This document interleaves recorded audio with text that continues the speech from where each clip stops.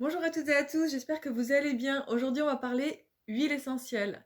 Je vais vous donner quelques huiles essentielles que j'adore, qui sont super efficaces, en tout cas sur moi.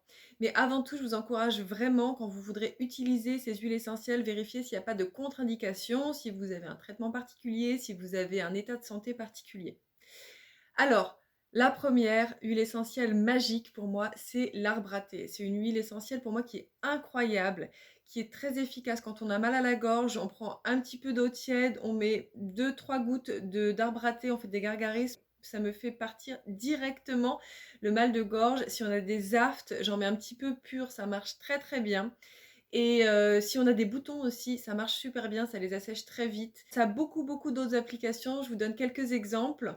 Vous pouvez aller chercher, c'est extrêmement efficace. C'est pas très bon, il y a beaucoup de personnes qui détestent le goût, qui détestent l'odeur. Je fais partie de ces personnes-là, j'aime pas ça, mais sincèrement, ça a vraiment une efficacité incroyable.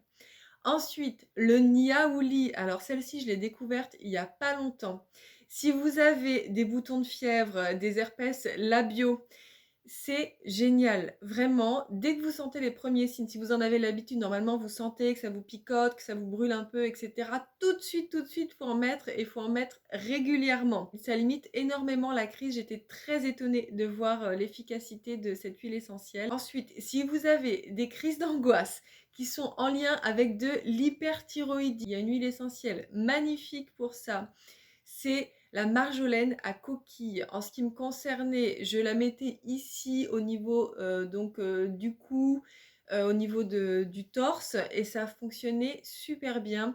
En fait, j'ai commencé à l'utiliser avant de savoir que j'avais une hyperthyroïdie, parce que j'avais vu que ça faisait partie des huiles essentielles qui permettaient de lutter contre les crises d'angoisse, de les limiter. Et effectivement, c'était celle qui marchait le mieux sur moi. Et puis j'ai découvert plus tard que c'était une huile essentielle qui était indiquée pour lutter contre l'hyperthyroïdie. Ensuite, une huile essentielle que j'aime beaucoup si je me sens un petit peu stressée. Je suis pas très bien, je suis un peu stressée, je suis pas très sereine. J'utilise l'huile essentielle de petits grains bigarade et ça fonctionne très bien pour moi. Ça me détend vraiment et puis je trouve que c'est une huile essentielle dont l'odeur est extrêmement agréable.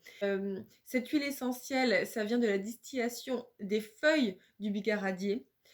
Et c'est ce même arbre qui produit également les fleurs que l'on appelle les fleurs de néroli ou les fleurs d'oranger. Donc si vous voulez un parfum qui se rapproche de la fleur d'oranger, du néroli, mais qui est moins cher, vous pouvez prendre cette huile essentielle-là. Si vous voulez avoir vraiment ce parfum de fleur d'oranger, ce parfum puissant, vous pouvez évidemment également acheter de l'huile essentielle de néroli. Ça coûte beaucoup plus cher, mais effectivement, c'est une odeur qui est plus fleurie, qui est plus prononcée et qui est plus forte aussi. Et ça sent très bon. Et c'est aussi indiqué pour favoriser le bien-être, pour éviter les dépressions, pour diminuer les angoisses, etc. L'huile essentielle de Ravinsara, je la trouve extrêmement efficace quand je suis malade.